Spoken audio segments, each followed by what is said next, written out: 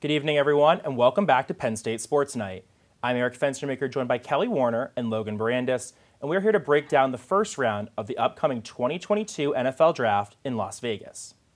Now, guys, this year's draft has plenty of talent, from elite defensemen, superstar wide receivers, not to mention a ton of great quarterbacks, but ultimately all 32 picks aren't set in stone. So, guys, Kelly, I'll kick it off with you. How do you ultimately see the first round going down? You know, you're right, Eric. There's tons of talent in this draft, but it's also a harder draft than I feel like any in recent time. There's not these clear choices. Other years you knew what the first 5 picks were going to be. I feel like we don't even know what number 1's going to be, but I think the Jaguars are really not sure what they're going to pick here, but I have a feeling they'll go with the sure thing in Aiden Hutchinson. I don't even know if he's the best person on this board, but I think he is the most sure thing. And then I think the Lions go with the next best thing, which is Trayvon Walker from Georgia, and then Alabama, Evan O'Neal in Texas. I think the Texans don't know what they want, but I feel like Evan Neal's a good choice. Jets, Thibodeau, I feel like that's just a match made in heaven. And then the Giants, they have 2 picks here. I think they start with the NC State offensive tackle in Iquanu. And then number 6, and Panthers, there's a big question here. There's been some talk about what they're going to do. I think for the Panthers, you have to go with the most ready quarterback, which is Kenny Pickett. So I can see him going there. And then Gardner at cornerback. The Giants just need all the help in the world. So honestly, anything is not enough to help that team. But anyways, then the Falcons go with Jermaine Johnson there. And then the Seahawks are another question mark. I didn't know what to do there, but I feel like you can't go wrong with a cornerback. So they end up with Derek Stingley Jr. there. And then the Jets need another wide receiver, and they choose Garrett Wilson from Ohio State. Then the football team, I feel like, could be better off going with someone like Kyle Hamilton, but I have a feeling they will fall for the flashy wide receiver pick and go for Drake London. And then the Texans back again. They also go for that wide receiver pick, another Ohio Stater with Chris Olave. Then we have Charles Cross at offensive tackle there. And then the Eagles pick. This is the one with so many question marks. Everyone says they don't pick defense, they don't pick linemen. Maybe they learned this year, and I think they go with Jordan Davis, the defensive tackle from Georgia. You guys watched that Georgia team this year. Anybody from that team is a good choice, but I think they go with Davis. And then the Saints, they have a lot of holes, but they go with Jamison Williams right there, which is a pick that a lot of people want the Eagles to make, but I think that is what happens there. Then the Chargers go with Trevor Penning, the offensive tackle. Lots of tackles. You can't go wrong with the offense there. Then the Eagles, they have needed secondary help for a long time. So they go with Trent McDuffie, the cornerback from Washington. And then Malik Willis is the next quarterback off the board with the Saints. And then the Steelers, I think either their quarterback options are gone there, so then they go for a corner in Tyler Linderbaum. And then the Patriots could go a lot of different ways, but I think Daxton Hill is a good choice for them. The Packers, I think they go for the next best wide receiver available, which I believe is Treylon Burks at that pick. And then the Cardinals go with Zion Johnson from Boston College. The Cowboys, there's a lot of choices. They could go for another wide receiver because I feel like that's something the Cowboys would do, but I think Kenyon Green is a great choice there. And then the Bills, I can see the Bills trading down, but I think something they really need is a running back. So I think Breece Hill, if he got drafted, he could be their #1 running back right away. Then this one's a little bit of a surprise to a few, I think, but I think Jahan Dotson to the Titans makes a lot of sense. They need speed next to A.J. Brown, and Jahan Dotson brings that. Especially, everyone says he's undersized, so he's good at a team that has another wide receiver helping him out.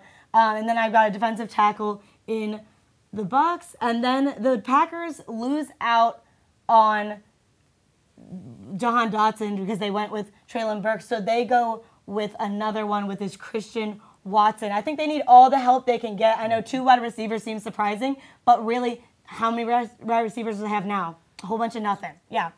So then the Chiefs pick twice in a row.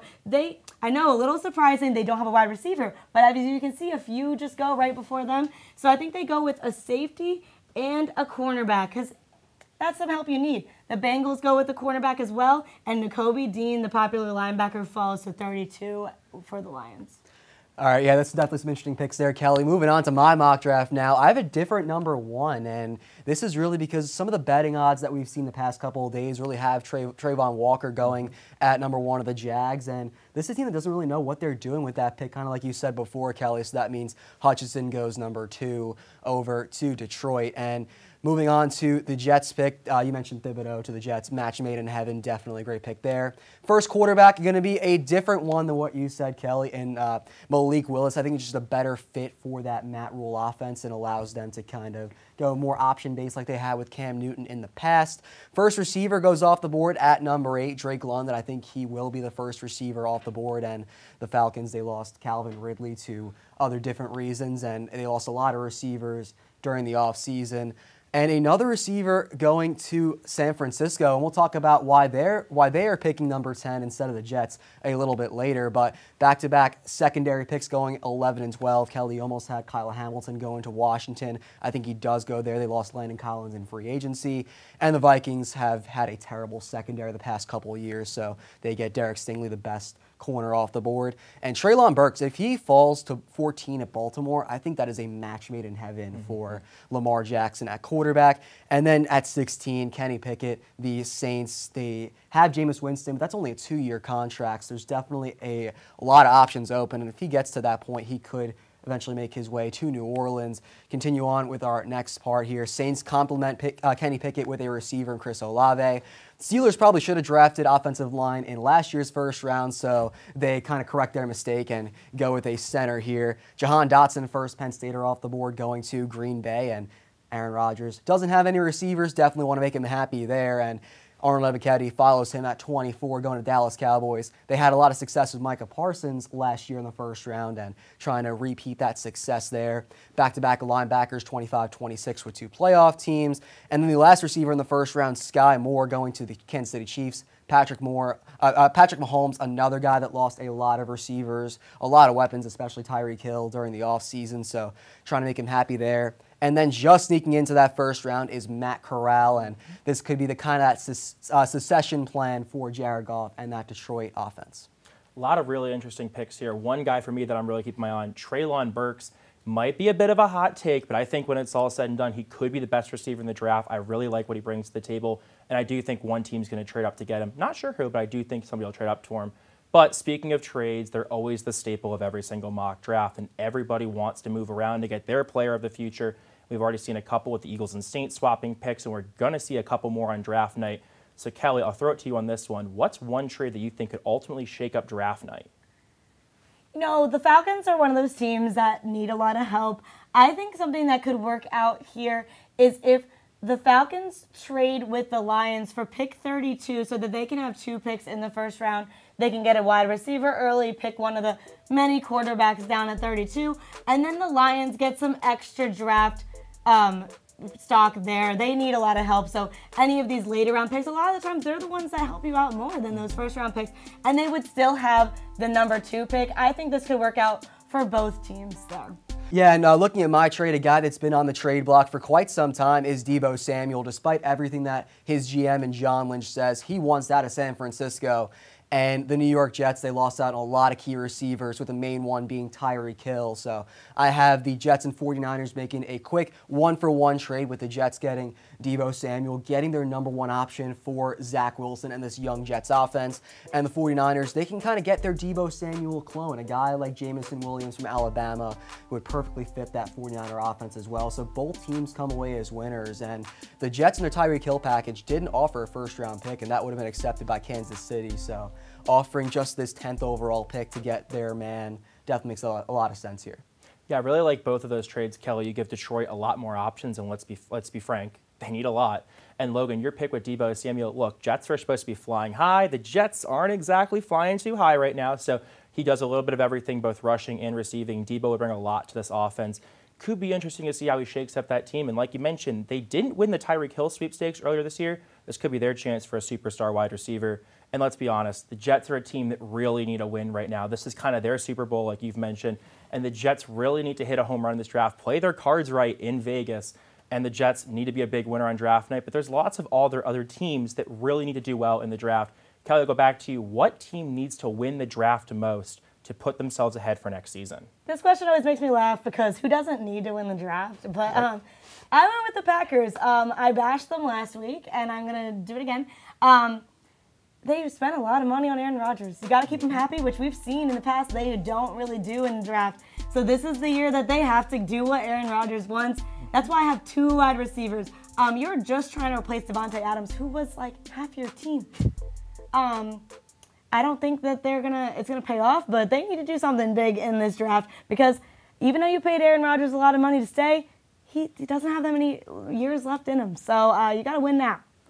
Yeah, my team's going to be the Jacksonville Jaguars. And in terms of guaranteed money, there are a few teams that have spent more than the Jaguars have this offseason, getting guys like Brandon Scherf, getting Christian Kirk, and overpaying for a few other guys as well during the offseason. So this is a team that absolutely needs to hit on this first overall pick, and the Jaguars just don't know what they're doing yet. But whoever they choose to get with this first pick, it better be the right pick because you're kind of in Trevor Lawrence's, you want to start to see him kind of break out here in his second season. He's got a whole new coach in Doug Peterson, so looking to kind of start this Jacksonville, I guess you're trying to start a dynasty here, so looking to come clutch with this #1 overall pick would definitely get them going in the right direction.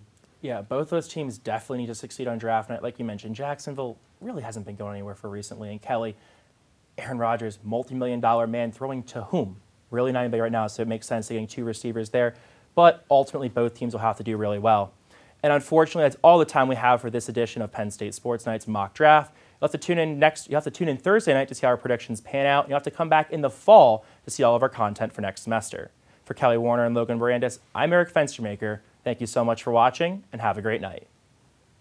Hey everybody! Thank you for tuning into this edition of Penn State Sports Night. We hope you liked that segment. And we're sure there's other Penn State Sports Night segments that you are going to love as well. Be sure to subscribe to our YouTube channel for more content. And check us out on social media for updates and behind-the-scenes clips and pics. Follow us on Twitter at PSSN TV and on Instagram at PSU Sports Night to keep up with all the action. For all of us here at the Belisari Media Center, we are Penn State Sports Night.